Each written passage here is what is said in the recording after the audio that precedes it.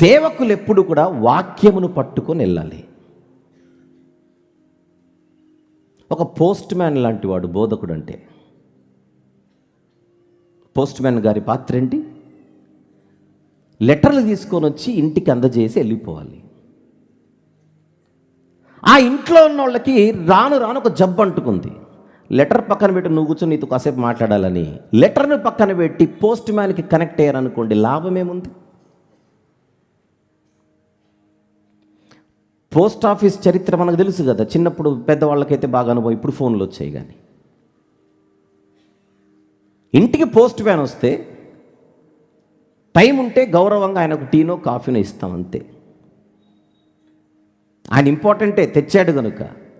అంతకంటే ఇంపార్టెంట్ ఏమిటి? ఆయన ఇచ్చిన లెటర్. అసలు లెటర్ పక్కన పెట్టి టీ, లెటర్ పక్కన పెట్టి కాఫీ, లెటర్ పక్కన పెట్టి టిఫిన్, లెటర్ పక్కన పెట్టి దోస్త్. ఏ బుద్ధున్నోడైనా లెటర్ను పక్కన పెట్టి పోస్ట్ మ్యాన్కి కనెక్ట్ అవుతాడా? లెటర్ను పక్కన పెట్టి పోస్ట్ మ్యాన్ కనెక్ట్ అవుతున్నాడంటే హైదరాబాద్ భాషలో దీన్ని ఎర్రగడ్డ కేసు అంటారు. మా హైదరాబాదులో ఎర్రగడ్డ అని ఒక ప్రాంతం ఉంటుంది. అక్కడ పిచ్చి ఆసుపత్రి. ఇది పిచ్చి కేసు. ఇది ట్రీట్మెంట్ అవసరం అర్జెంటుగా. మామూలు ప్రజల మధ్య తిరగకూడదు. ఇలాంటి వాళ్ళు వెళ్ళిపోవాలి లోపలికి. మీరు ఆలోచిస్తే ఈ ఆధునిక ప్రపంచంలో మన ఆధునిక క్రైస్తవ్యం వాక్యము అనే దేవుని లెటర్ని పక్కన పెట్టి ఆ వాక్యాన్ని మోసుకొస్తున్న మాలాంటి పోస్ట్ మ్యాన్లకు కనెక్ట్ అయిపోతుంది.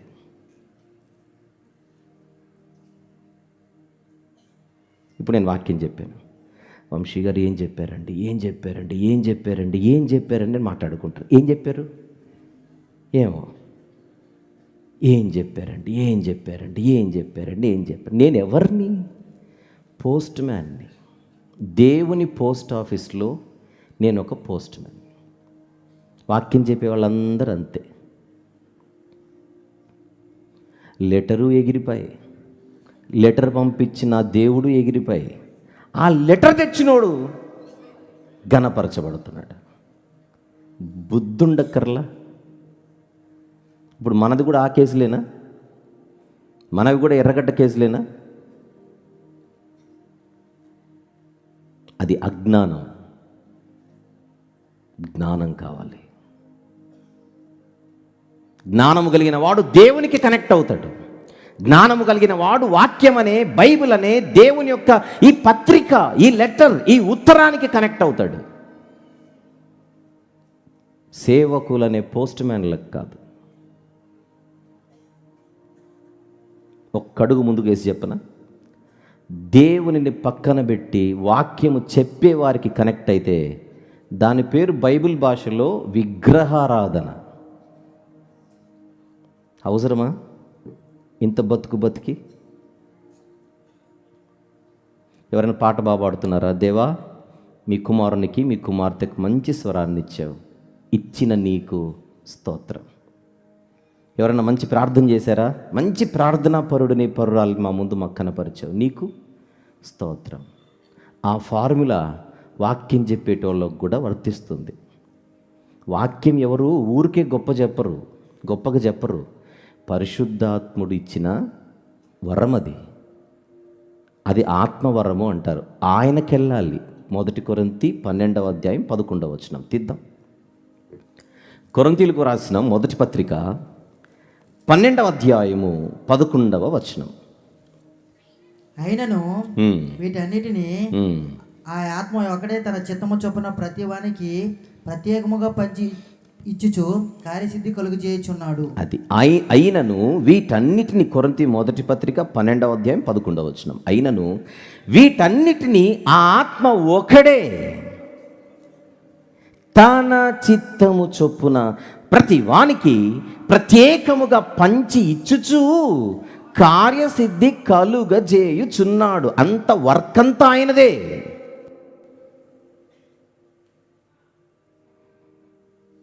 బైబిల్లో మనకు అపోస్తలుల కార్యముల పుస్తకం అని తెలుసు.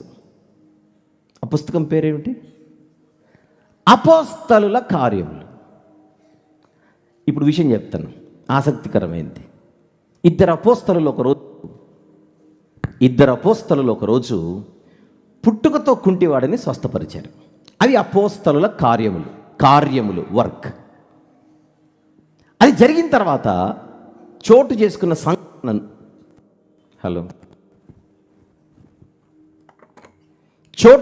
సంఘటనను ఒకసారి చూద్దాం. అపోస్తలుల కార్యములు 3వ అధ్యాయం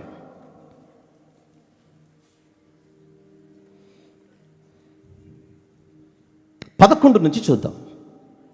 వాడు పేతురును యోహానును పట్టుకొని ఉండగా, పేతురు యోహాను ఎవరు? వీరిద్దరు అపోస్తలులు. వాడు అంటే స్వస్థపరచబడినవాడు. వాడు పేతురును యోహానును పట్టుకొని ఉండగా ప్రజలందరూ విస్మయం ఉంది. సొలొమోనును మంటపంలో ఉన్న వారి యొద్దకు గుంపుగా పరిగెత్తుకు వచ్చిరి. రైట్. పేతురు దీనిని చూచి ప్రజలతో ఎట్లనెను, ఇశ్రాయేలు వారులారా, మీరు వీని విషయమై ఎందుకు ఆశ్చర్యపడుచున్నారు? మా సొంత శక్తి చేతనైనను భక్తి చేతనైనను నడుముని వీనికి బలమిచ్చినట్టుగా మీరెందుకు మా తట్టు తేరి చూచున్నారు? చాలు. అక్కడ స్వస్థత అనే ఒక కార్యం జరిగింది. చేసింది ఎవరు? సీన్లో చేసింది ఎవరు? పిక్చర్లో మనకు కనబడుతుంది ఎవరు? అపోస్తలులు. అందుకే దాని అపోస్తలుల కార్యములు అని అందాం. అయితే ఆ కార్యము జరిగిన తర్వాత నిజంగా జరిగింది, డూప్లికేట్ కాదు, నిజంగా జరిగింది. అప్పుడు ప్రజలందరూ వచ్చి వాళ్ళని చూస్తున్నారట. అప్పుడు వీళ్ళ మాట ఏమిటి? పేతురు గారి మాట, ఇశ్రాయేలీయులారా, మీరు దీని విషయమై ఎందుకు ఆశ్చర్యపడుచున్నారు? మా సొంత శక్తి చేతనైనను భక్తి చేతనైనను నడువను వీనికి బలమిచ్చినట్టుగా మీరెందుకు నెక్స్ట్ మాట, మా తట్టు తేరి చూచుచున్నారు అంటున్నారు అపోస్తలులు. ప్రజలు ఒక కార్యం జరిగితే ఈ అపోస్తలుల ద్వారా జరిగించిన దేవుణ్ణి చూడట్లా, ఆ పిక్చర్లో కనబడుతున్న అపోస్తలులను చూస్తున్నారు. దానికి వెంటనే మీరెందుకు మా తట్టు తేరి చూచుచున్నారు? మా తట్టు ఎందుకు చూస్తున్నారు? మమ్మల్ని ఎందుకు చూస్తున్నారు? అది అపోస్తలుల మాట. అందరూ మమ్మల్ని చూడాలి. ఇది ఆధునిక అపోస్తలుల మాట. అంటే సేవకులకు పిచ్చి లేదు ఈరోజు. ఉంది. ఏం పిచ్చి? అందరూ మమ్మల్ని చూడాలి. ఏమంటారు అబ్బా దాన్ని ఇంగ్లీష్లో? ఫాలోవర్స్. అందరూ మనల్ని చూడాలంటే మీనింగ్ ఏంటి? అందరూ మమ్మల్ని ఫాలో అవ్వాలి. ఫాలో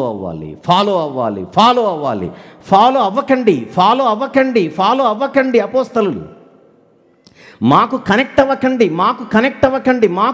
అవ్వకండి. నిజమే, మీరు చూసింది నిజమే, స్వస్థత జరిగింది నిజమే, కానీ అది మా సొంత శక్తి కాదు. స్వస్థత జరిగింది నిజమే, కానీ అది మా భక్తి కాదు, అది దేవుని శక్తి.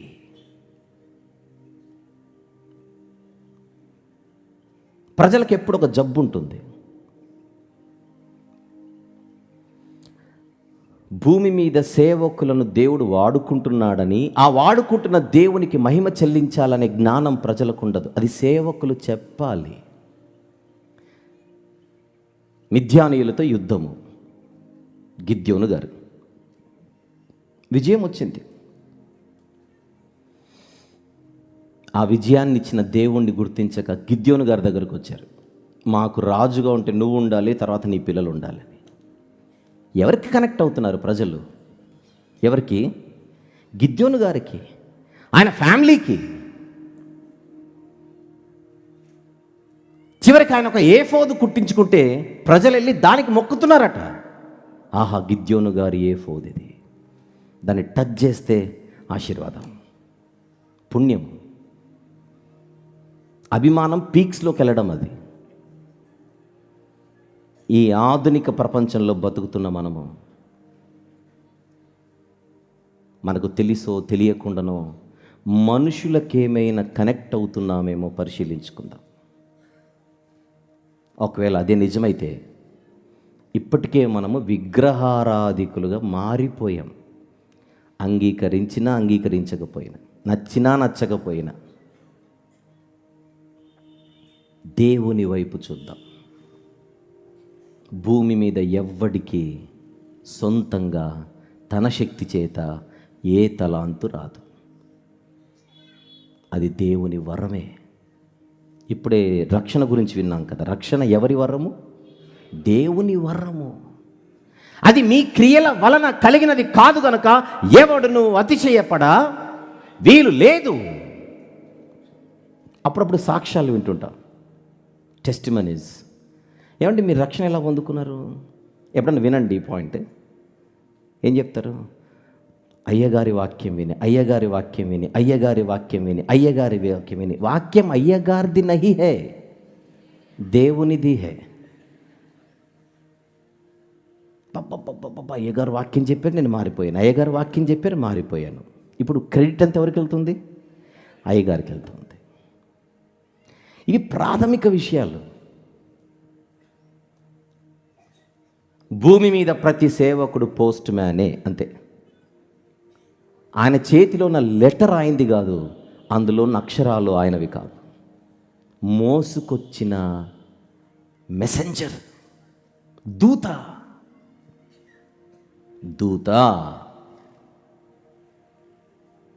వినేవారు ఎప్పుడు ఈ మైండ్తోనే వింటూ ఉండాలి. వినేవారు ఎప్పుడు మైండ్ బాగా వాక్యం ఉందా? దేవా మీ దాసునికి మంచి జ్ఞానం ఇచ్చారు, మీకు స్తోత్రం, అంతే. ఆ వాక్యం చెబుతున్న ఆయన్ని గౌరవిద్దాం. ఆయన గౌరవానికి పాత్రుడు. గౌరవించొద్దనట్లా.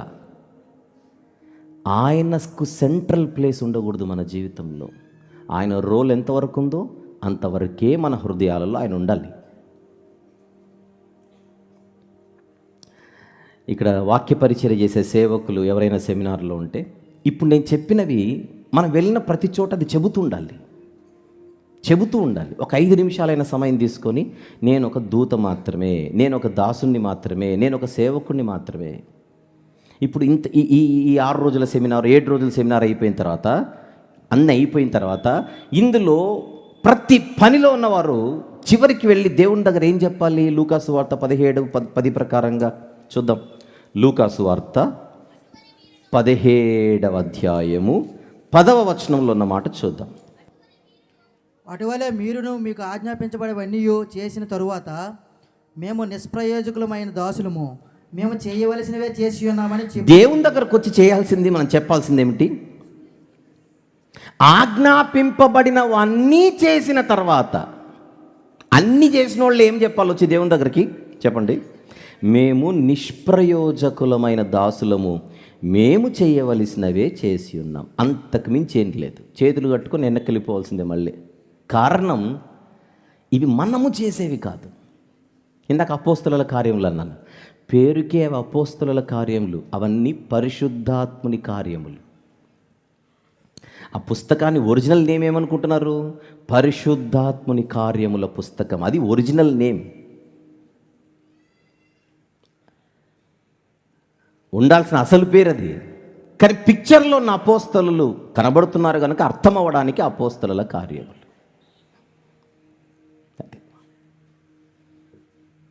కనుక మార్పు ఎవరికి రావాలి? వినేవాళ్లకు రావాలి. నెక్స్ట్ చెప్పేవాళ్లకు రావాలి. వినేవాళ్ళలో మార్పు రావాలి, చెప్పే వాళ్ళలో మార్పు రావాలి. దట్ ఈజ్ మెచ్యూరిటీ, పరిపక్వత.